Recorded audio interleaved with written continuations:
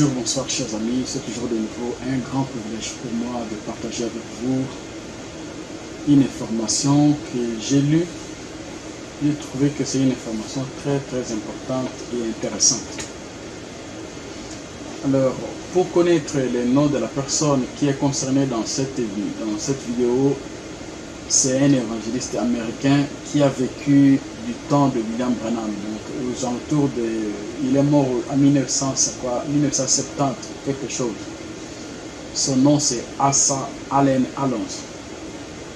Donc, il était connu sous le nom de A.A. Allen. Donc, il a vécu du côté de Californie là-bas, parmi ceux qui ont formé le ministère de guérison à l'époque de William Branham. Le Oral Robert, le Tommy Osborne, donc ce monsieur aussi faisait partie.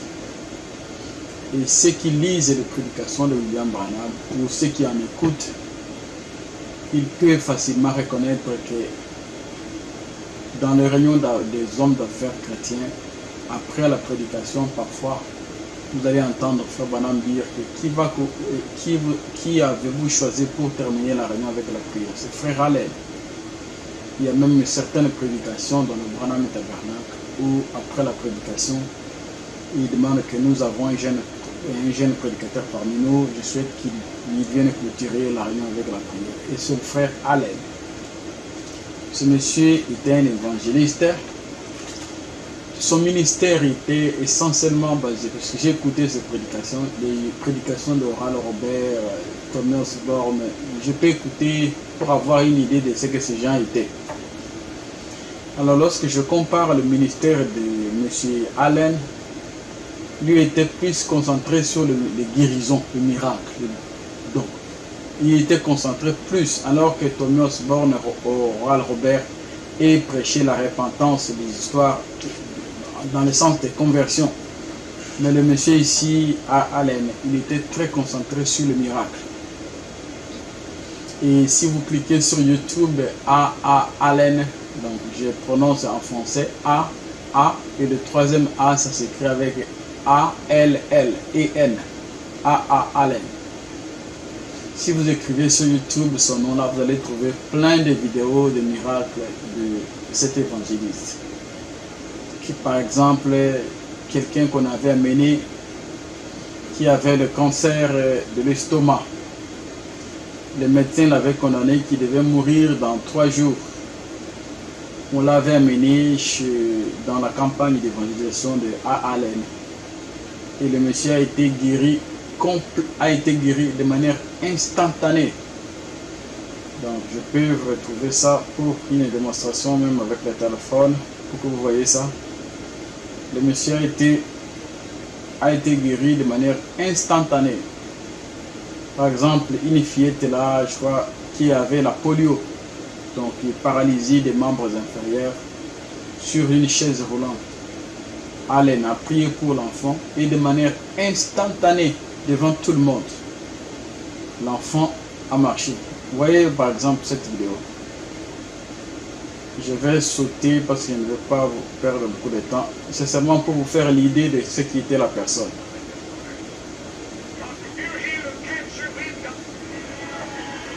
Donc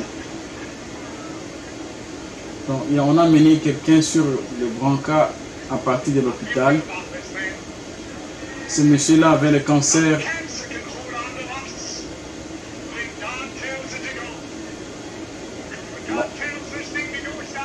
Alors, là, il a dit, je sais de dire de manière instantanée, que Jésus a dit que ce que vous lisez sur la terre sera lié au ciel.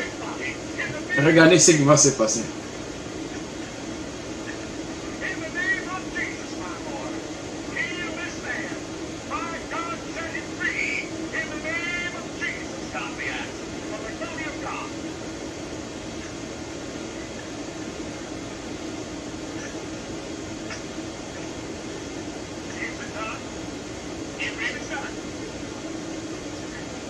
Vois-tu que c'est fini? Donc le monsieur là parlait espagnol. Au nom de Jésus, saute et marche. Regardez ce qui va se passer.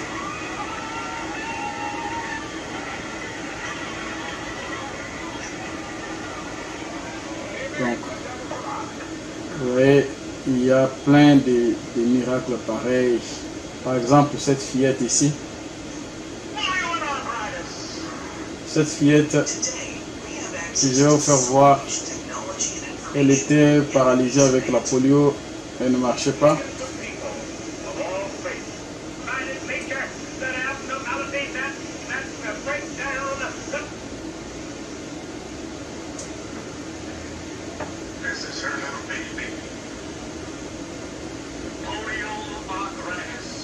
Ouais, cette fillette,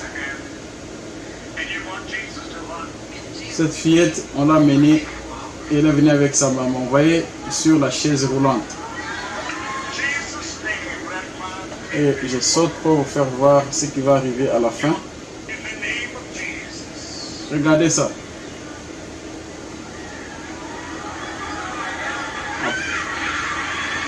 L'enfant a marché pour la première fois depuis sa naissance.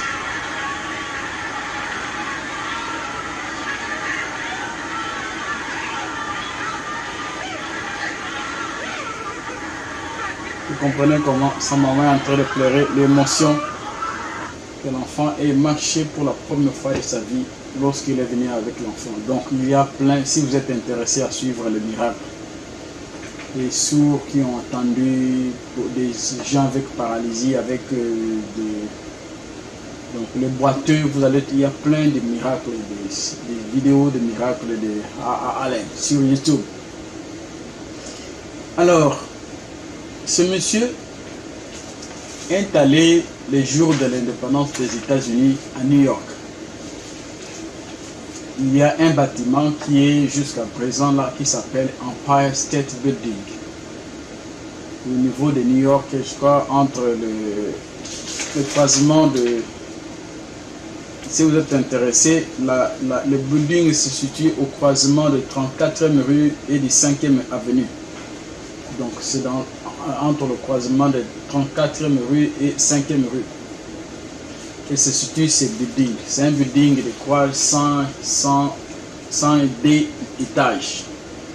Alors ce building a été construit par un building public de l'État, où au niveau de l'étage 86, il y a un véranda. Donc vous sortez de ce building, vous pouvez vous asseoir comme dans un bar, comme dehors comme ça, mais vous êtes dans le building. Et ça permet aux gens d'avoir une vue panoramique de tout New York. Si vous êtes sur ce bâtiment à cette époque-là, vous pouvez voir tout New York, Manhattan, New Jersey, donc tout même les États qui sont voisins de New York, vous pouvez le voir de manière claire. Alors, sachant que pour que l'œil humain puisse voir, à partir de là, voir les statues de la liberté, d'autres États qui sont là, on a utilisé des loupes grossissantes qu'on appelle des télescopes. On a installé des télescopes dans ces vérandas-là. Alors, si vous avez besoin d'utiliser les télescopes, vous devez mettre l'argent. Ceux qui sont ici aux États-Unis, ils savent que même pour le parking, il y a un dispositif, vous mettez quelques centimes de quadre et ça va indiquer que vous avez le droit de parquer pendant 1 heure, par exemple, ou 30 minutes, selon le cas. Et les gens faisaient des lignes pour voir. C'était sa première fois d'aller de visiter ces bâtiments. Il est allé, les gens faisaient la queue. Vous mettez les quelques quadres et ça vous permet, il y avait une certaine durée qui était programmée. Peut-être vous mettez autant, c'est pour 5 minutes. Si vous mettez autant, c'est pour autant de minutes. Alors, quand il est arrivé à son tour pour regarder le télescope, qu'est-ce qu'il a vu? Au lieu de voir les centres-villes de New York, au lieu de voir les États voisins de New York, comme New Hampshire, New Jersey par exemple, la Statue de la Liberté et les rivières qui sont tout autour de New York, quand il a pris le télescope, il a essayé de diriger donc il a commencé à regarder dans le télescope comme ça. Le télescope permet d'agrandir donc les images qui sont situées, les objets situés peut-être à 200 km. Vous pouvez le voir tout près de vous comme ça. Et quand il a commencé à regarder sur le télescope, il ne voit plus New York. Et j'ai essayé de traduire. Son témoignage est en anglais. Je vais vous faire voir. Son témoignage est en anglais. D'abord, le fait qu'il est américain. Et j'ai jugé bon d'avoir la traduction de ce témoignage en français. Et le témoignage de A.A. Allen, il y a quelques... Je vais vous faire voir.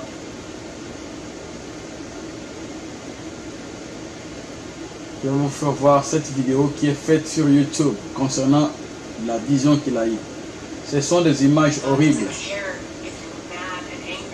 Alors, je vais vous faire voir juste une minute pour que vous ayez l'idée que vous pouvez voir ça. Si vous comprenez l'anglais, vous pouvez le suivre. Donc, il est resté au niveau de... Vous voyez...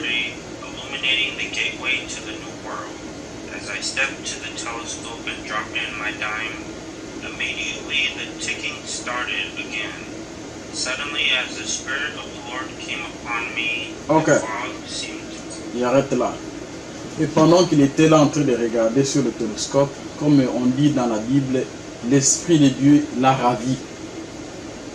Au lieu qu'il puisse voir les domaines naturels, l'environnement de New York, les downtown, tout ça, comment les maisons sont situées, une vue panoramique, Dieu a pris son esprit, a commencé, il est entré dans une vision.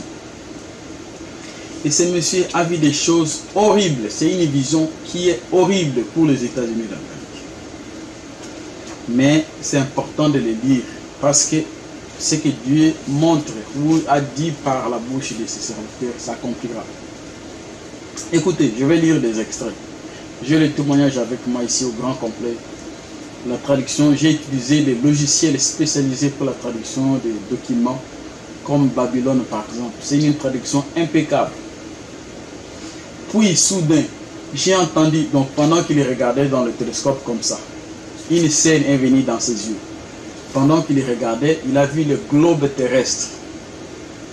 Le globe terrestre devant lui, comme si on a mis le globe terrestre sur une table. Et pendant qu'il y regardait, il a vu le globe terrestre tourner, et ça s'arrêtait. La carte, les États, donc le continent nord-américain est venu, donc était devenu comme central dans sa vision au niveau du télescope. Donc pendant qu'il y regardait là, il pouvait voir, à partir de là où il était dans le télescope, il pouvait voir l'océan Atlantique. Il pouvait voir l'océan Pacifique. Ça veut dire que ce n'est plus l'œil avec l'œil normal. Il est entré dans le domaine spirituel. Puis, j'ai entendu la voix du Seigneur. C'était aussi clair et aussi distinct qu'une voix devait l'être. Il semblait venir du milieu même du télescope géant. Mais quand j'ai regardé le télescope, je suis que ce n'était pas venu du télescope, mais directement du ciel. La voix a dit ceci. Les yeux du Seigneur courent d'avant en arrière sur toute la terre pour se répandre fort en faveur de ceux qui ont le cœur, dont le cœur est imparfait envers lui. C'est là que tu as fait bêtement. C'est pourquoi à partir de maintenant, tu auras des guerres. C'est une déclaration qui est située dans 2 Chroniques chapitre 16 verset 19.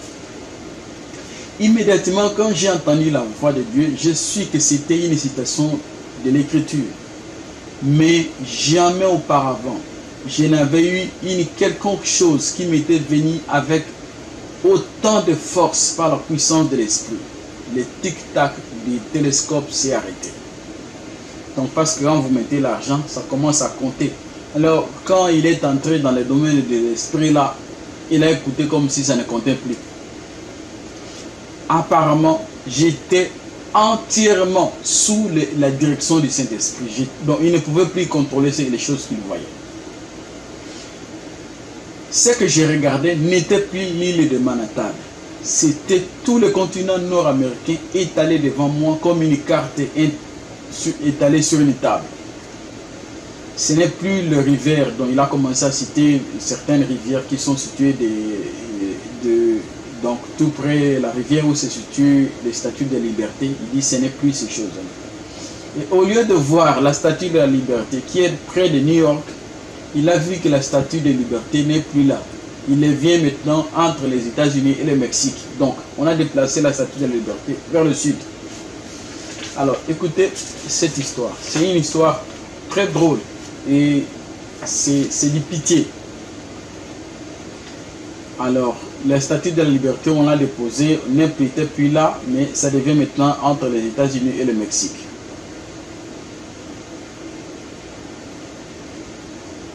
En regardant soudain du ciel, j'ai vu une main géante descendre.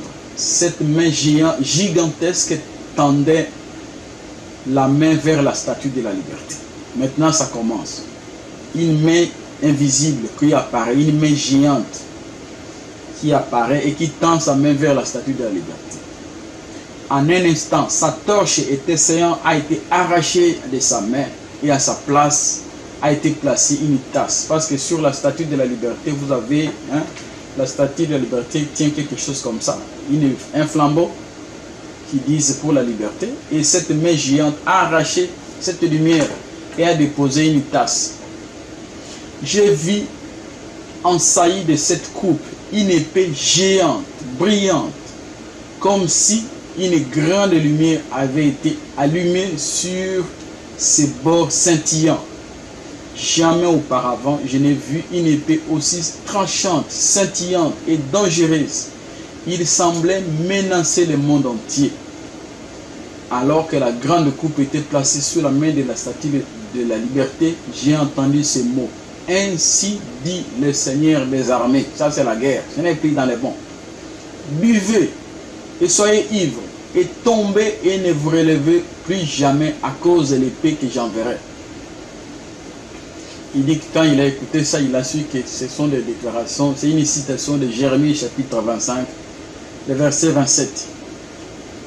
En entendant ces paroles, je les ai reconnues comme une citation de Jérémie 25, verset 27. J'ai été étonné d'entendre la Statue de la Liberté s'exprimer en réponse. Je ne boirai pas. Puis, comme la voix du tonnerre, j'ai entendu à nouveau la voix du Seigneur disant, ainsi dit le Seigneur des armées, vous boirez certainement. Ça aussi c'est écrit dans Jérémie 25, le verset 28. Puis soudain, la main géante a forcé la coupe aux lèvres de la Statue de la Liberté et elle est devenue impuissante à se défendre. Vous savez que la Statue de la Liberté représente les États-Unis. Elle est devenue impuissante à se défendre. La main puissante de Dieu l'a forcée à boire chaque goutte de la tasse et qu'elle buvait la lie amère. Voici les mots que j'ai entendus. Vous devriez-vous être totalement... Donc, pensez-vous que vous ne serez pas impunis? Vous serez certainement... Vous ne serez pas impunis. Car j'appellerai une épée sur tous les habitants de la terre, dit le Seigneur. Jérémie 25, verset 29. Quand la coupe a été retirée des lèvres, de la Statue de la Liberté, j'ai remarqué que l'épée manquait à la coupe. Ce qui ne pouvait signifier qu'une chose. Le contenu de la tasse avait été complètement consommé. Je savais que l'épée ne faisait que caractériser la guerre, la mort, la destruction. Ce qui est sans doute en route. Puis, lorsque l'on buvait trop du vin, j'ai vu la Statue de Liberté devenir instable sur ses pieds et commencer à tituber et à perdre l'équilibre. Je l'ai vu éclabousser dans le golfe, essayant de retrouver son équilibre. J'ai vu tituber encore et tomber à genoux. Alors que je voyais ces tentatives désespérées de retrouver son équilibre et de se relever, mon cœur était rempli de compassion pour ces luttes. Mais alors qu'elle luttait là-bas dans le golfe, une fois de plus, j'ai entendu ces mots. Vous boirez et vous serez ivres et vous tomberez et vous ne vous relèverez plus jamais à cause de l'épée que j'enverrai parmi vous. Écoutez rien que les déclarations. En regardant, je me suis demandé si la Statue de la Liberté pouvait un jour reprendre pied. Si elle se relèverait un jour, Et pendant que je regardais, il semblait qu'avec toute sa puissance, elle avait du mal à s'élever. Et finalement titubait à nouveau sur ses pieds et se tenait là en se balassant ivre. Je me sentais sûr qu'à tout moment, elle tomberait à nouveau, peut-être pour ne plus jamais se relever. Je semblais submergé par le désir de prendre la main pour la garder la tête hors de l'eau, car je savais que si elle tombait à l'eau, elle se noyerait dans le golfe. Donc la statue, écoutez la suite. Puis pendant que je regardais, une autre chose incroyable se produisit. Loin au nord-ouest, juste au-dessus de l'Alaska, un énorme nuage noir s'élevait. Il s'élevant, il était aussi noir que la nuit. Et il semblait avoir la forme d'une tête d'homme. Un nuage au-dessus de l'Alaska qui avait la forme d'une tête d'homme. Alors qu'elle continuait à monter, j'observais des taches lumineuses dans le nuage noir. Et il s'éleva plus loin et un trou béant apparut. Je pouvais voir que le nuage noir prenait la forme d'un crâne, puis en un instant, une bouche béante était clairement visible, finalement la tête incomplète, puis les épaules ont commencé à apparaître et chaque côté le long de bras noirs. Il semblait que ce que j'ai vu était tout le continent nord-américain étalé comme une carte sur une table, avec ce terrible nuage noir des squelettes émergeant de derrière la table. Et il montait régulièrement jusqu'à ce que la forme soit visible jusqu'à la taille. À la taille, le squelette semblait se pencher vers les États-Unis pendant que, tendant une main vers l'est, une autre main vers... Donc, pendant qu'il a vu un nuage noir, de ce nuage, il a commencé à sortir la forme d'un homme, le crâne, tout les parties du corps humain, mais c'était un crâne. Et ce crâne tout noir a pris sur la carte dans les États-Unis et a pris ses deux mains, une main du côté de l'est, une autre main du côté de l'ouest, et il s'est penché. Donc vous imaginez cette scène. Un squelette qui tient la carte des États-Unis et qui se penche complètement comme si il a pris tous les États-Unis en sa possession. Et il dit que, en voyant, donc ici, je pouvais voir que c'était, donc, ok, un instant ici, je dois sauter parce que c'est beaucoup. Je pouvais voir que toute son attention semblait concentrée sur les États-Unis d'Amérique, surplombant le Canada. Vous imaginez un squelette qui apparaît, qui prend la carte d'un pays et qui regarde comme ça. Est-ce que c'est quelque chose de bon? En voyant l'horrible nuage noir sous la forme d'un squelette se penchant vers l'Amérique, se penchant de la taille, donc toute la taille, le partie du thorax ici sur la carte, il a vu que ce squelette-là descendait vers le Chicago. Il a cité un certain nombre de où il a vu ça. Et il dit que je savais qu'il n'avait qu'un seul intérêt, de détruire les multitudes. Alors que je regardais, avec horreur, les grands nuages noirs s'est arrêté juste au-dessus de la région de Grand Lac et a tourné son visage vers New York. Puis, l'horrible et grande bouche béante, ces éclats de vapeur blanche qui ressemblaient à de la fumée, comme un fumeur de cigarettes soufflait des bouffées de fumée de sa bouche. Donc, comme vous voyez avec les fumeurs, quelqu'un qui fume et après il éjecte des fumées comme ça. C'était une scène pareille. Et pendant qu'il éjectait cette fumée-là, ici je dois sauter, je ne peux pas tout lire, il a vu que le fumée qui sortaient de ces squelettes ont pris toutes les dimensions des États-Unis, de l'Est à l'Ouest, du Nord au Sud, du Centre, partout. Tous les États-Unis étaient donc couverts de fumée de cigares, ces fumées blanches. Et si vous êtes intéressé, vous savez que quand on parle de fumée blanche, ça c'est un domaine atomique. Puis vers le centre, vous pouvez voir Nouvelle-Orléans ici, ce sont des choses, des villes, je saute ça. Et ici, il dit quoi? Alors que la vapeur blanche commençait à se répandre autour de la tête de la statue, elle ne prit qu'une seule respiration allaitante et commença à tousser comme si pour se débarrasser de ses poumons de horribles vapeurs qu'elle avait inhalées. On pouvait facilement dire que la toux douloureuse que ces vapeurs blanches avaient poilé ses poumons. Donc il a vu que ces fumées blanches se sont répandues sur tous les États-Unis d'Amérique.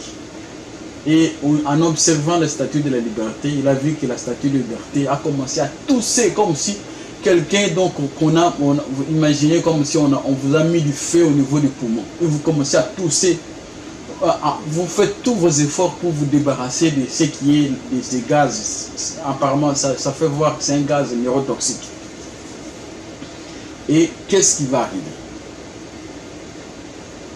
Alors que je regardais avec émerveillement la vision que Dieu m'avait accordée, m'avait donnée, je me suis demandé, se pourrait-il que ça soit l'horrible gaz neurotoxique qui faisait réagir si violemment la statue de la liberté alors qu'elle flottait autour de sa tête, ressemblant à un nuage innocent. Donc en regardant le nuage, ça paraît être normal, mais il a vu la réaction sur la statue de la liberté. Vous savez que la statue de la liberté,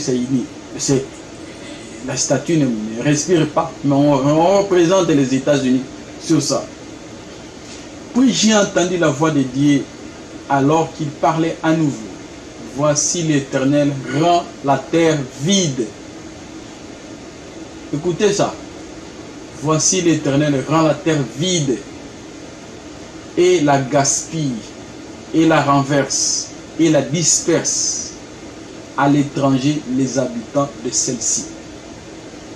Si vous lisez cette citation, c'est une citation, elle se trouve dans Ésaïe chapitre 24. Je vais lire, c'est important, mais c'est une citation qui traduit les mauvaises choses. Mais c'est sorti de la bouche de Dieu, on doit la lire. Voici l'Éternel rend la terre vide, et la gaspille, et la renverse, et disperse à l'étranger les habitants de celle-ci. Et il en sera ainsi pour le peuple, comme pour les prêtres ou pour les serviteurs, ainsi que pour son maître. Comme pour l'acheteur, il en va de même pour les vendeurs. Comme pour le prêteur, donc avec l'emprunteur. Comme pour le preneur d'usure, ainsi qu'avec celui qui donne de l'usure. La terre sera complètement vidée. Écoutez les termes. La terre sera complètement vidée et complètement gâtée, car l'Éternel a prononcé ces paroles. La terre pleure et s'efface. Le monde languit et s'efface. Les gens hautains de la terre languissent. La terre est également souillée sous les habitants de celle-ci, parce qu'ils ont transgressé les lois, changé l'ordonnance, brisé l'alliance éternelle. C'est pourquoi la malédiction a dévoré la terre, et ceux qui y habitent sont désolés. C'est pourquoi les habitants de la terre seront brûlés et il restera peu d'hommes. Ésaïe chapitre 24, versets 1 à 6. Imaginez cette scène. Je peux m'arrêter ici pour faire un commentaire. Je n'interprète pas une vision, mais tout est dit dans la suite. On dit la terre sera complètement vidée, complètement gâtée. Et ici on a dit il fera de même, que ce soit les vendeurs et l'homme riche et le pauvre. Tout le monde va subir ce qui va arriver. pendant que je regardais, la tour s'aggravait. La statue de la liberté gémissait et gémissait. Elle était dans une agonie mortelle. La douleur a dû être terrible. Alors qu'elle essayait encore et encore à nettoyer ses poumons de vapeur horrible, je l'ai regardé là-bas dans le golfe. Parce que il avait dit que la statue se trouvait entre les États-Unis et le Mexique. Ce n'était plus du côté de New York.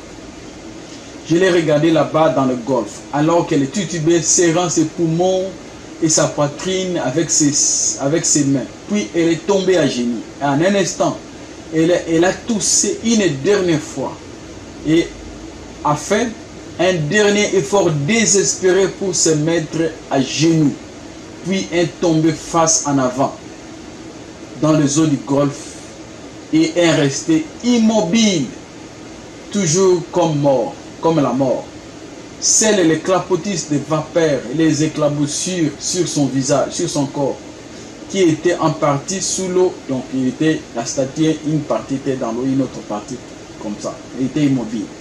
Soudain, le silence a été brisé par les cris de sirènes. Des sirènes qui semblaient crier « Courez pour vos vies !» Écoutez cette scène.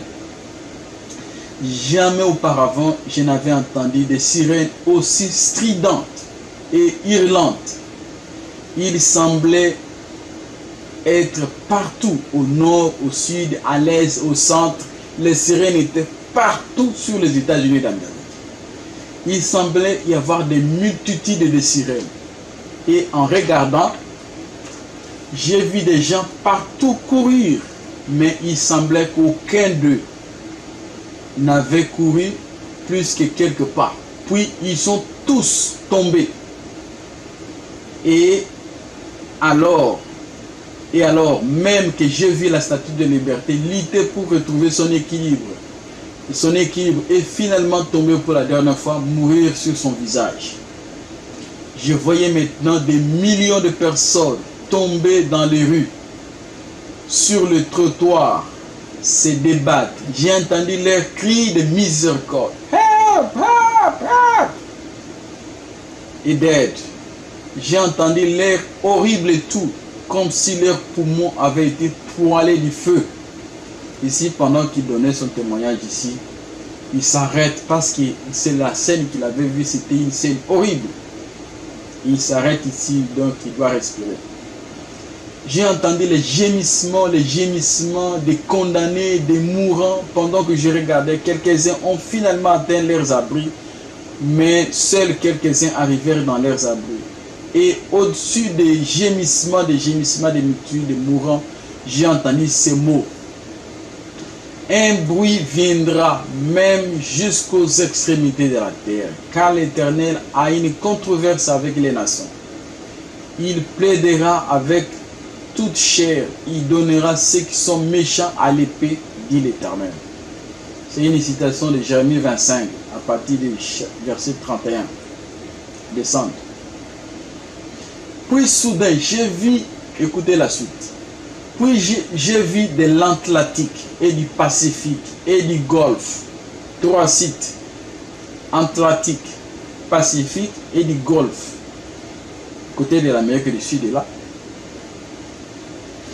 Des objets ressemblaient à des fumées, à des fusées, qui semblaient surgir comme des poissons sautant hors de l'eau, haut dans les airs. Il a vu des choses qui étaient blancs, sortis comme des poissons dans l'eau, qui semblaient surgir comme des poissons sautant hors de l'eau, haut dans les airs. Ils ont sauté chacun se dirigeant dans une direction différente, mais chacun vers les États-Unis. Sur le sol, les sirènes hurlaient aussi plus fort. Et en haut du sol, j'ai vu des fusées similaires commencer à monter. Pour moi, il semblait s'agir de fusées interceptrices, bien qu'elles proviennent de différents points partout aux États-Unis. Cependant, aucun d'eux ne semblait réussir à intercepter les roquettes qui s'étaient élevées de l'océan de tous les côtés. Ces fusées ont finalement atteint leur hauteur maximale. Se sont lentement retournées et sont retombées sur terre dans la défaite. Puis soudain, les fusées qui avaient été sautées des océans comme des poissons ont toutes explosé d'un coup. L'explosion était une coupure d'oreille. La prochaine chose que j'ai vue était une énorme boule de feu. La seule chose que j'ai vue, que j'ai jamais vue, qui ressemble à ce que j'ai vu dans ma vision, était l'image de l'explosion de la bombe H. Quelque part dans le Pacifique, il y avait quelques mois. Donc, pendant qu'il racontait, il a fait quelques jours pour venir raconter ça. Il dit, alors que la vision se répandait sous mes yeux et que je voyais la désolation généralisée provoquée par les terribles explosions, je ne pouvais m'empêcher de penser, alors que les défenseurs de notre nation ont ergoté sur les mesures de défense à utiliser. Ils ont négligé la seule vraie défense, qui est la foi et la dépendance envers le Dieu vivant. C'est une scène horrible. Et la partie, je pouvais même vous lire ici, on a fait un résumé. En anglais, c'est écrit ceci. On July 4th, 1954, R.R. Allen has a vision regarding the fall of America in the end time and the total destruction of United States by the hand of a communist Russia. In the vision, he saw a Russia invasion of America by poisonous nervous gas across major portion of the center of United States. Just after this, he saw Russia attack America on both sides by nuclear weapons. All along the coast, America was totally destroyed, and the Christians were safe in the cleft of the rock in Jesus. Donc, ça c'est le résumé en anglais. Et pendant qu'il regardait, ça continue encore la dernière partie de cette vision. J'ai voulu tout simplement partager avec vous cette information. Si vous avez de la sagesse, vous pouvez comprendre ce que ça veut dire. Et puis, à mes oreilles vint, oh là là, il y a quelque chose qui devait dire, j'ai sauté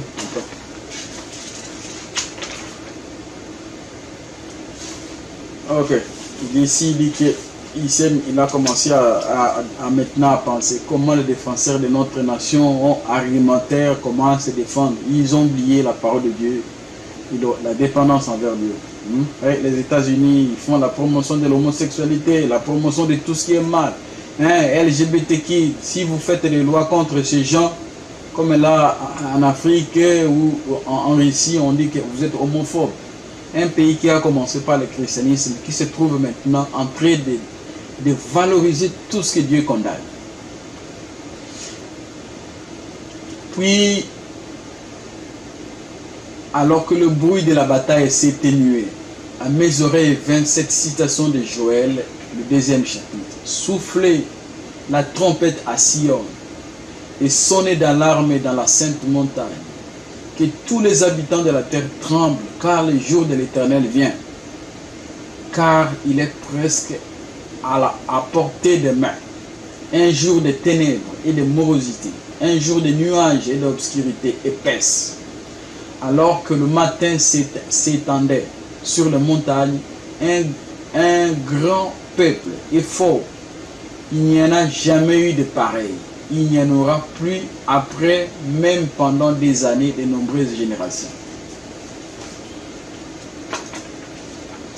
Un feu dévore devant eux et derrière eux brûle une flamme. La terre comme le jardin d'Éden devant eux. C'est une citation que vous pouvez lire dans Joël 2, de 1 à 10. Et puis, à mes oreilles vint un autre son, un son de chant lointain. C'était la musique la plus douce que j'ai jamais entendue. Il y avait des cris joyeux et des éclats, des rires joyeux. Immédiatement, je sus que c'était la joie des saints de Dieu. J'ai regardé et là-haut dans le ciel, au-dessus de la fumée de gaz toxiques. Ça veut dire que ces gens, ceux qui criaient, qui se réjouissaient, ils ne seront pas sur la terre à cette époque-là. Là-haut dans le ciel, au-dessus de la fumée et des gaz toxiques, au-dessus du bruit des batailles, j'ai vu une énorme montagne. Il semblait être du roche solide. Et je suis tout de suite que c'était la montagne de l'Éternel. Le son de musique et de la joie provenait d'une fente haut dans le flanc de la montagne rocheuse. Ce sont les saints de l'Éternel qui se réjouissent. C'était le peuple de Dieu qui chantait, dansait, criait de joie, à l'abri de tout le mal qui était venu sur la terre, car ils étaient cachés dans la fente du rocher. Là, dans la fente, ils étaient enfermés, protégés par une grande main géante qui tendait la main des cieux et qui n'était autre que la main de Dieu. C'est à ce moment-là que la vision, cette vision impartie, c'est terminé. Et ce monsieur-là, pendant qu'il racontait cette vision, il a même eu, donc, dans la version anglaise, parce que je ne vais pas dire tout ce qui est dit ici. Il a eu même l'impression que l'explosion, tellement qu'il a dit que l'explosion qu'il a vue, ça lui a même coupé le souffle pendant qu'il voulait raconter ça. Il y a des endroits où il s'arrête pour dire qu'il sent la chaleur qu'il avait sentie. Quand on parle, vous comprenez que ce sont des domaines atomiques.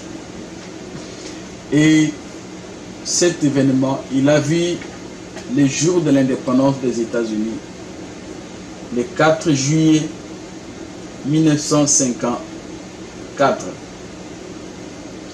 N'oubliez pas qu'il y a eu encore un autre Américain du nom de William Branham.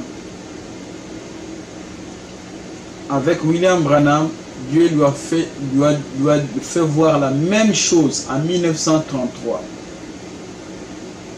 Il a dit dans plusieurs prédications aux Américains, il leur a dit que, entendez, il a écouté une forte explosion et quand il a regardé par derrière de là où il était, il dit qu'il a vu tous les États-Unis d'Amérique. Tout était en feu. Tout était en feu. Il n'est resté, même le rocher. Vous voyez là au niveau par exemple du parc de Yellowstone, où le parc de Yellowstone a comment on appelle ça? A des volcans. Ce sont des volcans dormants, mais en bas ici, il y a le parc de Yellowstone, on pouvait voir ce qui est. Vous avez ça bouillonne, l'eau est chaude, il y a beaucoup de manifestations physiques là au niveau de ce parc. Et William Branham a vu qu'il a vu tous les États-Unis étaient en feu. J'ai voulu seulement partager avec vous ces informations. Si vous avez de bonnes manières de voir les choses, voyez qu'un pays que Dieu a béni, qui a commencé par des valeurs chrétiennes, j'ai été avec un pasteur méthodiste qui disait que quand il étudiait ici aux États-Unis, on leur enseignait même la Bible à l'école. Après avoir chanté l'hymne national, il y avait une certaine récitation de la parole de Dieu que tout le monde devait dire. Donc je m'engage à obéir à la parole de Dieu, à faire des histoires comme ça, un certain nombre de valeurs chrétiennes. Mais aujourd'hui, ces choses ne sont plus. On a enlevé tout ce qui concerne la religion dans les églises, dans les écoles. Maintenant, ce sont la sexualité qui est enseignée, la pornographie, tout ce qui est mal. C'est ça que les États-Unis devient comme modèle. Et si vous habitez les États-Unis, vous voulez voir la confirmation de les déclarations de la vision de ce monsieur ici. Il y a un pasteur, un théologien américain qui est là en Californie, du nom de John MacArthur. Ce monsieur, je l'ai écouté à l'époque où Trump était président. Qu'est-ce qu'il a dit? Il a dit que, parce que Trump est contre les homosexuels, les lesbiennes, toutes ces histoires, il a dit qu'on doit chasser tous ces gens de l'armée. Et ce monsieur a dit que Amérique, le même Dieu qui a détruit Sodome et Gomorrhe est en train de vous regarder. Vous avez pris la parole de Dieu. Il dit ça, le pasteur, le théologien là, il est encore en vie. C'est vraiment un grand théologien du Trump de Louis II. C'est vraiment un vrai théologien, ce monsieur-là. Il a dit que le même Dieu qui a détruit Sodome et Gomorrhe est en train de regarder notre pays. Et je suis sûr que nous allons subir les mêmes sorts que Sodome et Gomorrhe avaient subi. Et le pasteur dit que j'ai même honte de mon pays de voir que nous avons commencé par la parole de Dieu. Aujourd'hui, ce sont les dirigeants du pays. Comme le parti là, les démocrates, les valeurs cardinales des démocrates aux États-Unis, ce sont les lesbiennes, les homosexuels, donc LGBTQ, c'est ça les valeurs cardinales. Un démocrate aux États-Unis, les valeurs cardinales que tous partagent, tous les démocrates partagent, c'est LGBTQ. Donc les lesbiennes, les bisexuels, les transgenres, ceux qui se changent de sexe. Les bisexuels, ce sont quelqu'un qui est soit lesbienne et qui court donc qui mène en quelque sorte comme une vie normale, mais dans un sens impur. Il vous amène même des gens. Aujourd'hui aux États-Unis, vous avez un enfant, un garçon par exemple, et vous allez avec le garçon à l'hôpital pour un rendez-vous médical, et on vous pose la question, quel est le sexe de l'enfant? On voit que c'est un garçon. On vous pose la question, vous parents, quel est le sexe de l'enfant? On voit que c'est une fille, mais on vous pose la question, quel est le sexe de l'enfant?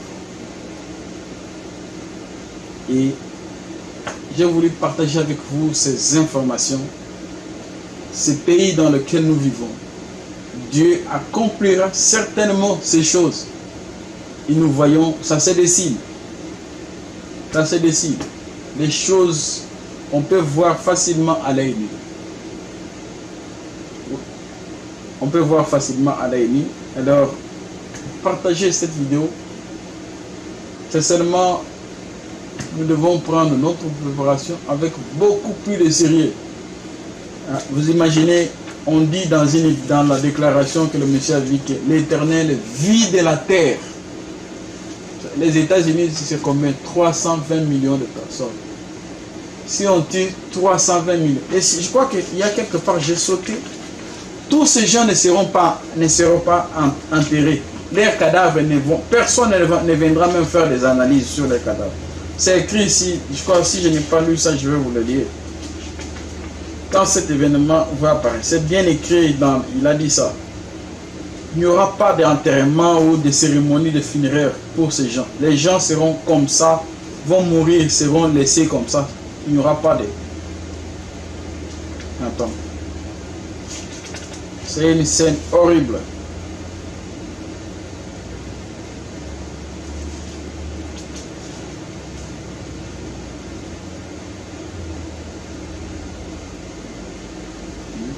terre sera complètement, on dit la terre sera complètement vidée. Des millions de personnes vont mourir.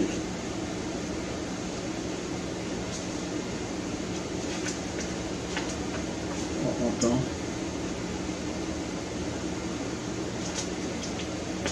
Donc, tous qui vont mourir, personne ne sera enterré. Leur cadavre va rester comme ça. Et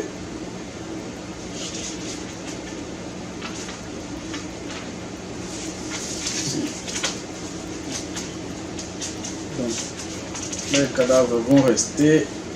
Un bruit viendra de toucher tout ce que le machin. Sirène.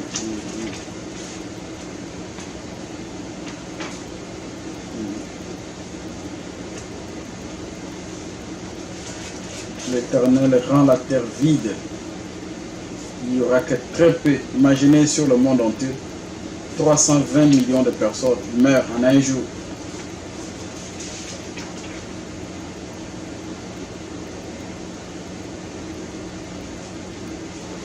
Donc, je crois que je laisse.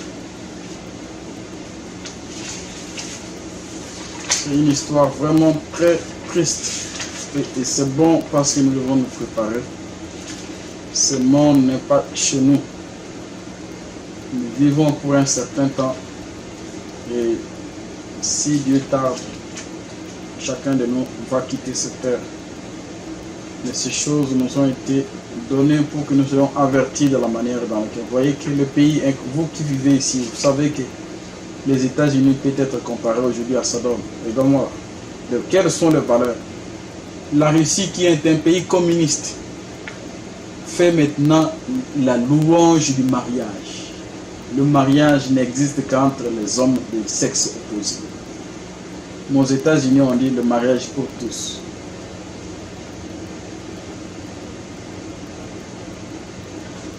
Donc, c'est une scène vraiment très désolante.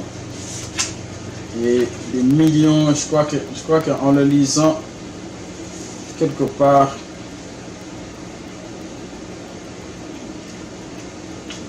les gens seront complètement vidés, la terre. Personne ne viendra faire des funérailles. Personne ne fera même les funéraires de ces morts. Les gens seront tout simplement, vous voyez, pas comme là, Ésaïe 24, verset 1 à 6.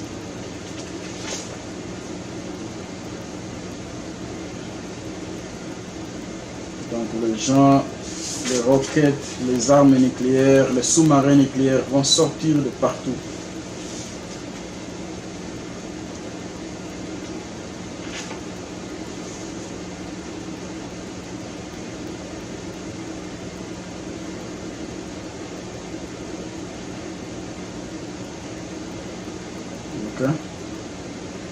Ok, c'était ça, ma contribution. Je voulais partager avec vous cette information.